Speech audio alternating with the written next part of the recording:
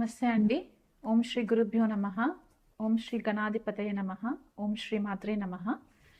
ఈరోజు మనము 2026 సంవత్సరము ద్వాదశ రాశుల వాళ్ళకి ఎలా ఉండబోతుంది అండ్ మనకి గ్లోబల్ లెవెల్లో ఎలాంటి పరిస్థితులు మనకి ఎదురవుతాయి, జియో పొలిటికల్ ఇష్యూస్ అవ్వచ్చు, లేకపోతే వాతావరణానికి సంబంధించి ఇష్యూస్ అవ్వచ్చు, పొలిటికల్ లీడర్స్కి ఎలా ఉండబోతుంది, మనకి రెసెషన్ ఏమైనా వస్తుందా, ఉద్యోగాలకి సంబంధించి ఐటీలో ఎలాంటి డెవలప్మెంట్స్ అవుతాయి, ఈ గ్రహగతులని బట్టి మనము డిస్కస్ చేసుకునే ప్రయత్నం చేద్దాము. కానీ దానికంటే ముందు మనకి జనరల్గా మేజర్గా మనము 4 గ్రహాల ట్రాన్సిట్స్ని బట్టి మనకి ఈ డిఫరెన్సెస్ అనేవి తెలుస్తూ ఉంటాయి అన్నమాట.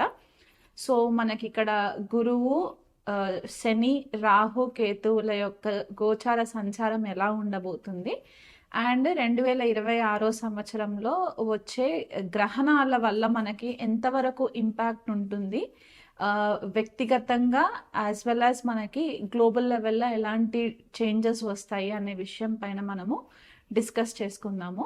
కానీ దానికంటే ముందు మనకి ఈ ట్రాన్సిట్స్ ఎప్పుడు జరుగుతున్నాయి, ఈ గ్రహణాలు ఎప్పుడు అవుతుందో ఆ డేట్స్ కూడా వివరిస్తాను. సో మనకి మొదటగా చూసుకుంటే కనుక గురుగ్రహాన్ని తీసుకుంటే జనవరి 1 నుంచి మార్చి 11 వరకు కూడా గురువు వక్రిగతిలో సంచారం చేస్తూ మిథున రాశిలో సంచారం జరుగుతుంది. మార్చి 11 డైరెక్ట్ మోషన్లోకి వచ్చిన తర్వాత జూన్ 2 వరకు కూడా కర్కాటక రాశి మిథున రాశిలోనే సంచారం జరిగి జూన్ 2 తెల్లవారుజామున 2:25 గురువు మనకి మిథున రాశిలో నుంచి కర్కాటక రాశి తన ఉచ్చ స్థానంలోకి సంచారం జరుగుతుంది. జూన్ 2 నుంచి చూసుకున్నట్లయితే మనకి అక్టోబర్ 31 వరకు కూడా గురువు కర్కాటక రాశిలో సంచారం చేస్తూ తర్వాత మనకి సింహరాశిలోకి ఎంట్రీ ఉంటుందన్నమాట. ఈ 31 ఎప్పుడైతే సింహరాశిలోకి గురు సంచారం జరుగుతుందో ఆల్రెడీ అక్కడ కేతు సింహరాశిలో ఉంటారు కాబట్టి ఇక్కడ గురుకేతువుల యుతి సింహరాశిలో జరుగుతుంది. అక్టోబర్ 31 నుంచి మనకి డిసెంబర్ 13 వరకు సింహరాశిలోనే సంచారం జరుగుతూ డిసెంబర్ 13 అంటే ఎండ్ ఆఫ్ ద ఇయర్కి వచ్చేసరికి గురువు వక్రిగతిలో సింహరాశిలో వక్రిగతిలో ఉంటారనమాట ఇయర్ ఎండింగ్ వరకు కూడా. సో ఇలాంటి ట్రాన్సిట్ గనక మనము చూసుకున్నట్లయితే గురువు ఒకటే సంవత్సరంలో 3 రాశులని మారడం అనేది మనకి కనిపిస్తుంది.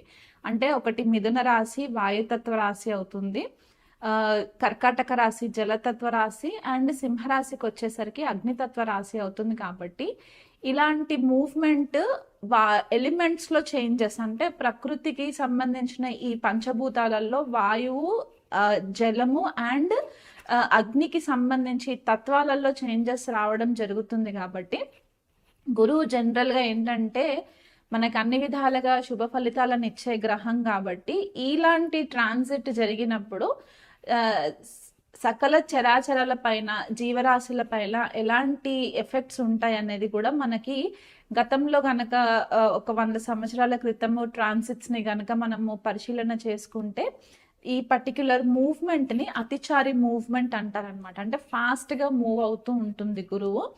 ఎప్పుడైతే జీవకారకుడు అతిచారి మూవ్మెంట్లో ట్రాన్సిషన్ అవుతుందో చాలా ఫాస్ట్ రిజల్ట్స్ వస్తూ ఉంటాయి. అది మంచి అవ్వచ్చు, చెడు అవ్వచ్చు, దాన్ని బట్టి మనకి డిఫరెన్సెస్ కూడా కనిపిస్తూ ఉంటాయి అన్నమాట.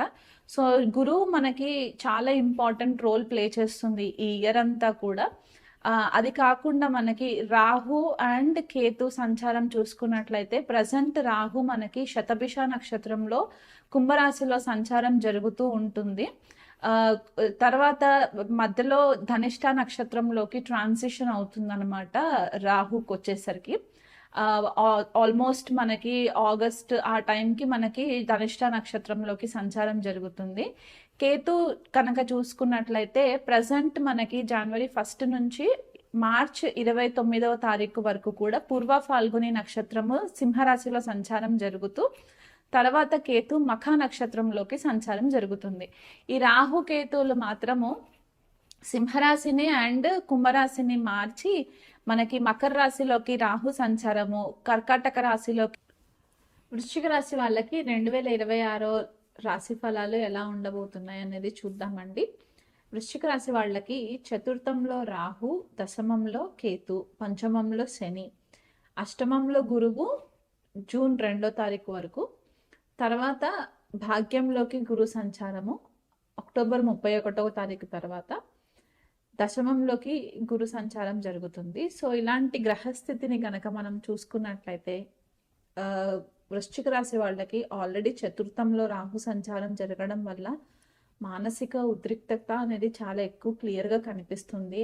గృహంలో అశాంతి నెలకొనుట, వీళ్ళకి ఏ పని మొదలు పెట్టుకున్నా కూడా ప్రాపర్గా దైవబలం లేకుండా ఇబ్బందులు ఫేస్ చేయడము. ఎందుకంటే అష్టమంలో కూడా గురువు సంచారం జరుగుతుంది కాబట్టి ఇక్కడ గురుబలం కూడా వృశ్చిక రాశి వాళ్ళకి లేకపోవడము.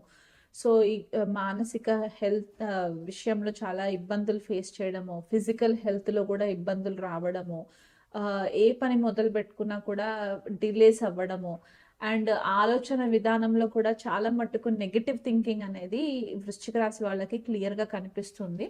ఎందువల్ల అంటే పంచమ స్థానంలో ఆలోచన స్థానం అని మనం పంచమ స్థానంగా కన్సిడర్ చేస్తాం కాబట్టి అక్కడ శని సంచారం కూడా జరుగుతుంది కాబట్టి చాలా మట్టుకు నెగిటివ్ థింకింగ్ ఎక్కువ కనిపిస్తూ ఉందన్నమాట. తల్లి నుంచి సపోర్ట్ రాకపోవడము, లేకపోతే తల్లి తరఫున వాళ్ళ నుంచి ఏదో ఒక రకమైన ఇబ్బందులు రావడము, లేకపోతే మదర్కి హెల్త్ సరిగ్గా ఉండకపోవడము, మీకు మానసికంగా హెల్త్ సరిగ్గా ఉండకపోవడము, ఇవన్నీ కూడా క్లియర్గా కనిపిస్తున్నాయి. కెరియర్కి సంబంధించి మీరు చాలా కేర్ఫుల్గా ఉండాలి. కొన్ని పరిస్థితులు మీకు సడన్గా జాబ్ మిస్ అవ్వడం అనేది కనిపిస్తుంది, అంటే జాబ్ లాస్ కనిపిస్తుంది వృశ్చిక రాశి వాళ్ళకి. ఎందువల్ల అంటే దశమంలో కేతు సంచారం జరుగుతుంది.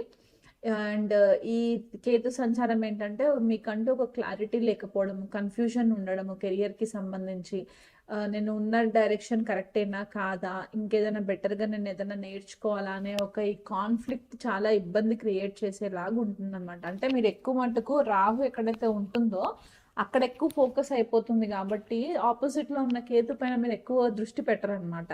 సో మీ ఫోకస్ అంతా కూడా గృహ వాతావరణానికి సంబంధించే ఫోకస్ ఉంటుంది కాబట్టి దశమంలో ఉన్న కేతు పైన ఎక్కువ ఫోకస్ ఉండకపోవడం వల్ల టైంకి డెడ్ లైన్స్ మీరు సరిగ్గా రీచ్ అవ్వలేకపోవడము, దానివల్ల మీకు కొద్దిగా హయ్యర్ మేనేజ్మెంట్ నుంచి మీకు కొద్దిగా వార్నింగ్స్ రావడము, ఇలాంటివి కనిపిస్తూ ఉన్నాయి. పంచమంలో శని సంచారం కూడా జరుగుతుంది కాబట్టి మీ క్రియేటివిటీ స్కిల్స్కి సంబంధించి కొద్దిగా ల్యాక్ అవ్వడం అనమాట. అంటే ఇంట్రెస్ట్ లేకపోవడము, ఈరోజు చేద్దాము రేపు చేద్దాము అనే డిలే చేస్తూ ఉంటారనమాట. సో దానివల్ల కూడా కొద్దిగా డిస్టర్బెన్సెస్ రావడానికి ఆస్కారం ఉంది. కాబట్టి ఈ విషయాలన్నిట్లో కూడా మీరు కొద్దిగా ఇవన్నీ సెల్ఫ్గా మనము హీల్ చేసుకునే ఈ విషయాలు కాబట్టి అవన్నీ అధిగమించి ఒక ప్రణాళికబద్ధంగా నేను ఈ టైంకి ఇది చేస్తాను అనే ఒక టు డూ లిస్ట్ పెట్టుకున్నట్లయితే కనుక ఈ సంవత్సరం అంతా మీకు కొద్దిగా ఫేవరబుల్గా ఉంటుంది. సెకండ్ హాఫ్ అంతా కూడా మీకు కొంచెము comparative to first half, second half బాగుంటుంది. ఎందుకంటే గురువు ఎప్పుడైతే అష్టమ స్థానంలో నుంచి భాగ్యస్థానంలోకి సంచారం జరుగుతుందో భాగ్యస్థానం నుంచి శని పైన దృష్టి పడుతుంది కాబట్టి అప్పుడు మీకు కొద్దిపాటిగా వృశ్చిక రాశి వాళ్ళకి మంచి ఫేవరబుల్ రిజల్ట్స్ వస్తాయి. ప్రమోషన్స్ ఏమైనా ఆగిపోయి ఉంటే గనక సెకండ్ హాఫ్లో ప్రమోషన్స్ రావడానికి ఆస్కారం ఎక్కువ కనిపిస్తుంది. లివర్కి సంబంధించి, గ్యాస్ట్రిక్ ప్రాబ్లంకి సంబంధించి కొంచెం కేర్ఫుల్గా ఉండండి. దానివల్ల మీకు ఓవర్ ఈటింగ్ వల్ల ఇబ్బందులు రావడము, రాంగ్ ఫుడ్ తినడం వల్ల ఇబ్బందులు రావడం, హెల్త్ ఇంపాక్ట్ అవ్వడము, ఇవి కనిపిస్తూ ఉన్నాయి అన్నమాట. వృశ్చిక రాశి వాళ్ళు ఎవరైనా టీనేజ్ స్టూడెంట్స్ ఉండి లేకపోతే హైయర్ ఎడ్యుకేషన్ కోసం ప్లాన్ చేసుకున్న స్టూడెంట్స్ ఉంటే కనుక మీకు ఎడ్యుకేషన్లో కొద్దిపాటిగా ఇంట్రెస్ట్ తగ్గడం అనేది కూడా కనిపిస్తుంది. భార్యాభర్తల మధ్య కొద్దిగా గొడవలు రావడానికి కూడా ఛాన్సెస్ ఎక్కువ కనిపిస్తున్నాయి కాబట్టి ఆ విషయంలో కొద్దిగా కేర్ఫుల్గా ఉండండి.